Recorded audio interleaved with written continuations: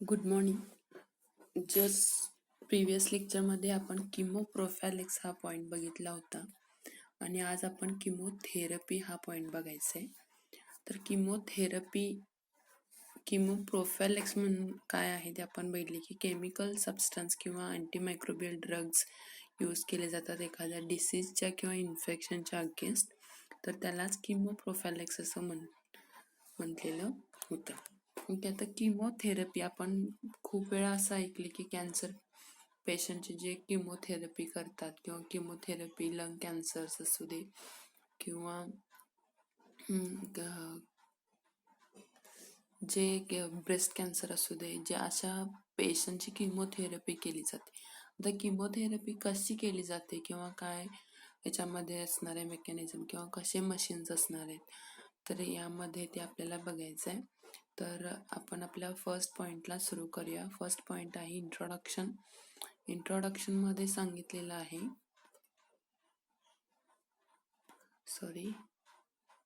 the term chemotherapy was first time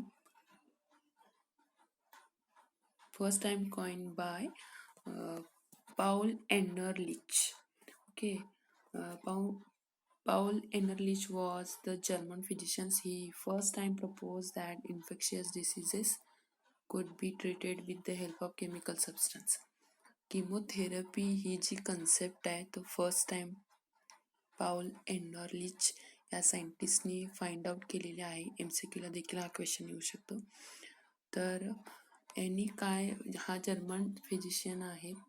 तर ह्या सायंटिस्टनी काय केलेलं आहे फर्स्ट टाइम प्रपोज केलं त्यांनी की इन्फेक्शियस डिसीज जे असणार आहेत, जे पॅथोजन्सनी कॉज केलेले जे डिसीज असतात ते डिसीज हे केमिकल सबस्टन्सच्या थ्रू ट्रीट होऊ शकतात किंवा ते बरे होऊ शकतात. तर फर्स्ट टाइम हे त्यांनी काय केलं, फाइंड आउट केलंय.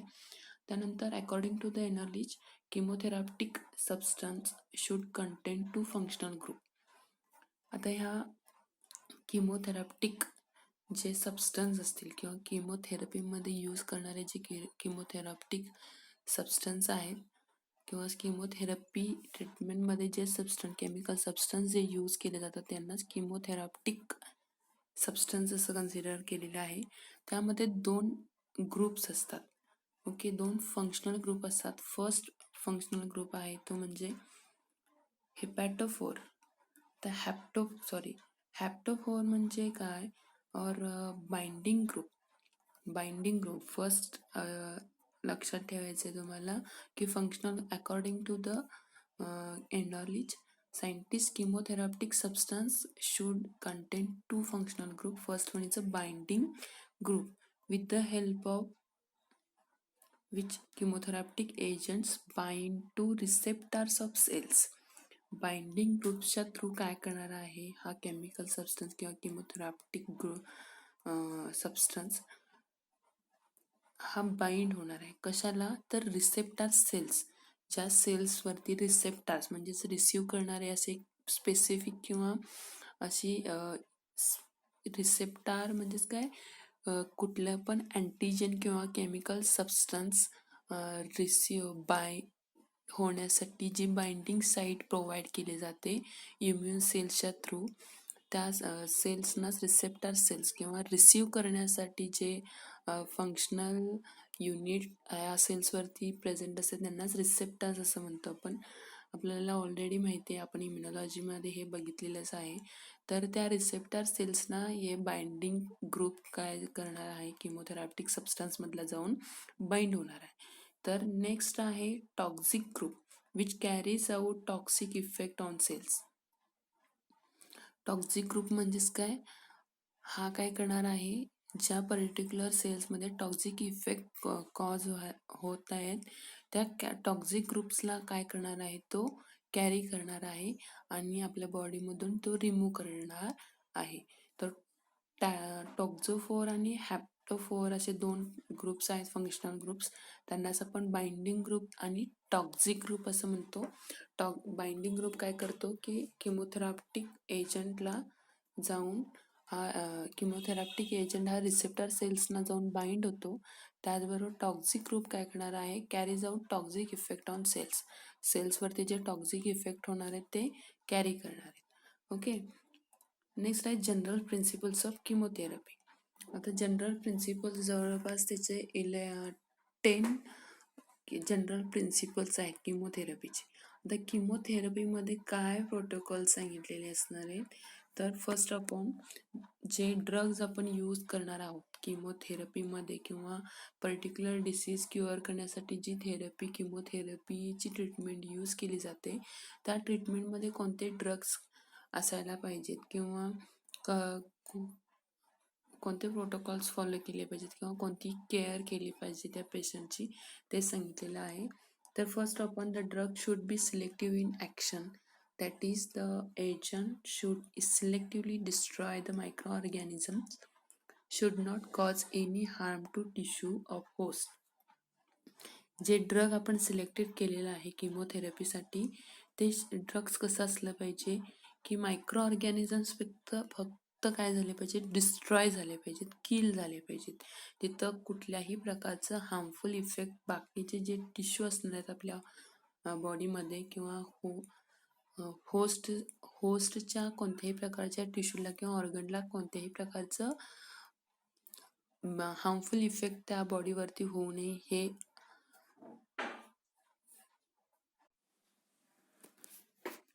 त्या ड्रगचा कोणत्याही प्रकारचा हार्मफुल इफेक्ट बॉडीवरती होऊ नये. म्हणजे काय की जे पर्टिक्युलर डिसीजच्या अगेन्स्ट जो किंवा इन्फेक्शनच्या अगेन्स्ट जे ड्रग्स तयार केलेला आहे, ते ड्रगची जी ॲक्शन आपल्या बॉडीमध्ये आपल्याला रिक्वायर आहे किंवा जे ॲक्शन होणं आपल्याला गरजेचं वाटतं, तीच एक्झॅक्टली ॲक्शन आपल्या बॉडीमध्ये होण्यासाठी अशा प्रकारचं ते ड्रग डिझाईन केलं जातं की जेणेकरून फक्त पॅथोजेन्स किंवा इन्फेक्शियस मायक्रो ऑर्गॅनिझम्स किल होतील आणि त्याचा बाकीचा कोणताही हार्मफुल इफेक्ट होस्टच्या टिश्यूवरती किंवा ऑर्गनवरती होऊ नये असं ते ड्रग्ज डिझाईन केलं जातं.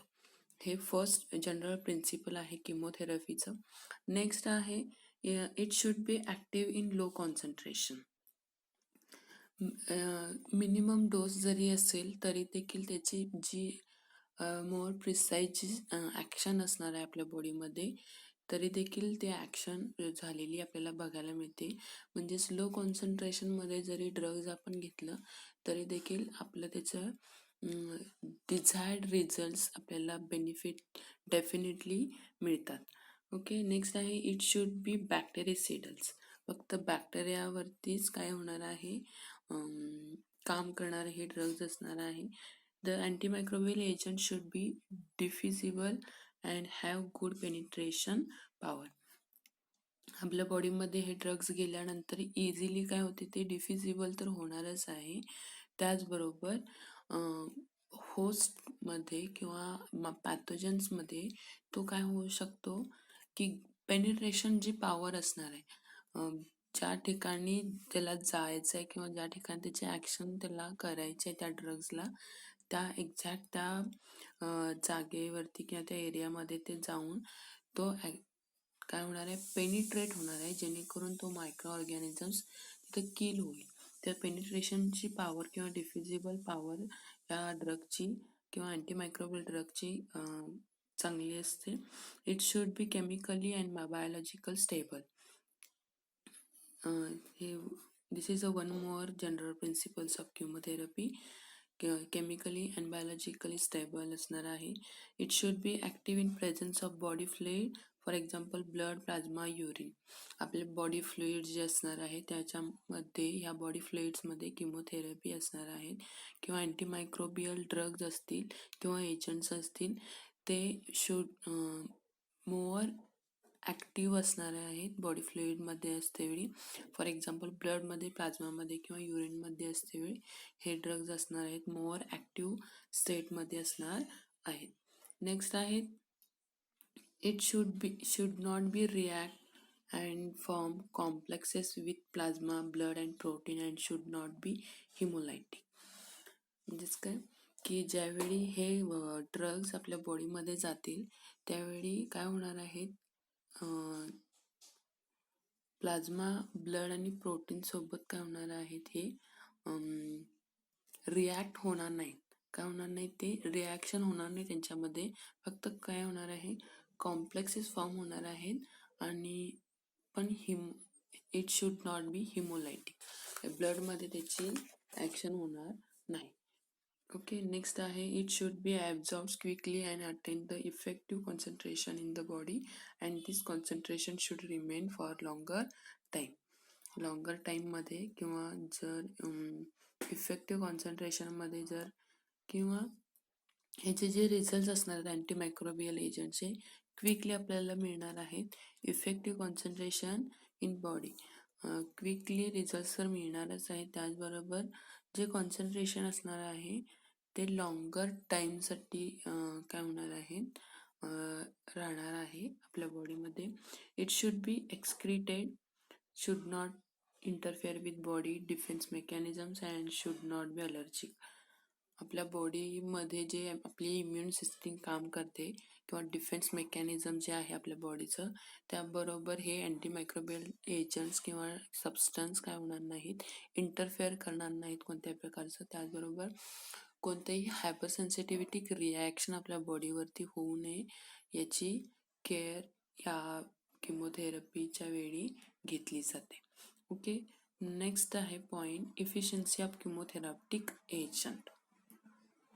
Efficiency of chemotherapeutic agent is expressed by chemotherapeutic index. Chemotherapeutic index म्हणजेच काय की किमोथेरप्टिक एजंट किंवा किमोथेरपीमध्ये जे अँटीमायक्रोबियल ड्रग्ज किंवा एजंट्स यूज केलेले आहेत त्यांनाच किमोथेरप्टिक एजंट असं म्हटलेलं आहे. आणि हे एक्सप्रेस केले जातात किमोथेरप्टिक इंडेक्सच्या through. Chemotherapeutic agents are divided into two classes. First one, antibiotics and non-antibiotics antimicrobial agents. Okay, अँटीबायोटिक्समध्ये काय माहिती आहे आपल्याला, ऑलरेडी आपण हे अँटीबायोटिक्सबद्दल आपल्याला माहिती आहे. They are the chemical substance produced by one types of microorganisms but inhibitory to other type of microorganisms in small concentration. Chemical substance काय होणार आहेत, प्रोड्यूस्ड. अँटीबायोटिक्स म्हणजेच काय की माहिती आहे, antibiotics it is a product of microorganisms of one type of microorganisms but inhibitory to other type of microorganisms in small concentration. Antibiotics म्हणजेच आपण ऑलरेडी याचे प्रॅक्टिकल्स केले, थेरॉटिकली आपण समजून घेतलेलं आहे. तर अँटीबायोटिक्स म्हणजेच काय, एक एका मायक्रो ऑर्गॅनिझम्सनीच तयार केलेलं हे प्रॉडक्ट असणार आहे. पण असे मायक्रो ऑर्गॅनिझम्स जे दुसऱ्या मायक्रो ऑर्गॅनिझम्सना डिस्ट्रॉय करतील किंवा किल करतील. अगदी छोट्याशा क्वांटिटीमध्ये जरी असेल तरी देखील हे मायक्रो ऑर्गॅनिझम्स काय करणार, जे पॅथोजेनिक मायक्रो ऑर्गॅनिझम्स आहेत त्यांना किल करतील अशा पद्धतीचं हे अँटीबायोटिक्स तयार केलेलं असतं. नेक्स्ट आहे non antibiotics antimicrobial agents. Sulphonamides and trimethoprim are not synthesised by microorganisms but effective against microorganisms. Non antibiotics किंवा अँटीमायक्रोबियल एजंट्स जे असे सबस्टन्स जे मायक्रो ऑर्गॅनिझम्सनी तयार केलेलं नाहीत अशा ड्रग्जना काय म्हणणार आहे आपण, अँटीमायक्रोबियल एजंट्स. म्हणजेच काय, सल्फोनामाइड अँड ट्रायमिथोप्रिम हे मायक्रो ऑर्गॅनिझम सिंथेसाइज करू शकत नाहीत. हे दोन्ही एजंट्स किंवा सबस्टन्स मायक्रो ऑर्गॅनिझम्स तयार करू शकत नाहीत किंवा सिंथेसाइज करू शकत नाहीत. पण याची जी इफेक्टिव्ह ॲक्शन असणार आहे ती मायक्रो ऑर्गॅनिझम्सवरती नक्की होणार आहे. ओके, तर असे दोन टाईप्स आहेत इफिशियन्सी ऑफ किमोथेरॅप्टिक एजंट्स आपण बघितलं. तर त्याचे दोन क्लासमध्ये डिवाइड केलेले आहेत. एक antibiotics and non antibiotics antimicrobial agent. Okay, next on the basis of site of action antibiotics are divided into 4 classes. आता आपण अँटीबायोटिक्स क्लासमध्ये आहे. तर काय सांगितलेलं आहे की अँटीबायोटिक्सचे 4 क्लासेस आहेत.